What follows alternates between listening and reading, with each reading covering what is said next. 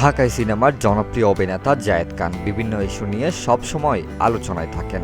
এবার অভিনেতাকে দেখা গেছে দুই বাংলার জনপ্রিয় নায়িকা নুসরাত ফারিয়ার সাথে।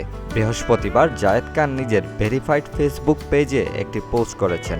পোস্টে তিনি ফারিয়ার সাথে এক ছবি পোস্ট করে লিখেন, মেলবোর্নের পথে। জানা গেছে আগামী ২৮শে এপ্রিল অনুষ্ঠিতব্য মেলবোর্ন ঈদ ফেস্ট ২০২৪ শোতে অংশগ্রহণ করতে গেছেন জায়েদ খান। এছাড়া আরও অংশগ্রহণ করছেন নুসরাত ফারিয়া, গায়ক প্রতীক হাসান, গায়িকা আতিয়া নিশা সহ আরও অনেকে।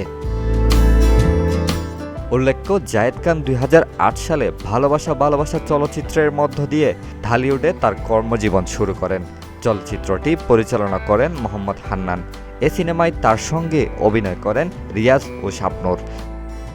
অপরদিকে নুসরাত ফারিয়া মাজহার একজন বাংলাদেশি চলচ্চিত্র অভিনেত্রী, মডেল, টেলিভিশন উপস্থাপক ও রেডিও জকি। ঢালিউড ও টলিউডে বেশিরভাগ চলচ্চিত্রে কাজ করেন এই অভিনেত্রী। ২০১৫ সালে বাংলাদেশ ভারত যৌথ প্রযোজনার আশিক চলচ্চিত্রের মধ্য দিয়ে বড় পর্দায় অভিষেক হয় তার।